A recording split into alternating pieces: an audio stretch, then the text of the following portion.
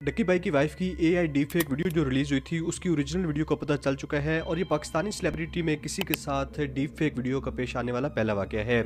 India में और Hollywood में हम ऑलरेडी देख चुके हैं। अभी तो एआई की डीपफेक वीडियोस का पता चल जाता है, कोई ना कोई एबनॉर्मेलिटी होती है, लेकिन कुछ अर्से में इतना एआई डेवलप्ड हो जाएगा कि हमें डिफरेंस करना ही नहीं आएगा कि कौन सी ओरिजिनल है और कौन सी एआई जनरेटेड है। फिलहाल तो ये सेलिब्रिटीज के साथ हो रहा है, लेकिन कल को अगर आपके साथ होता है और कोई आपको ब्लैकमेल करने की ट्राई करता है तो दो वेबसाइट्स का नाम नोटिस कर लें।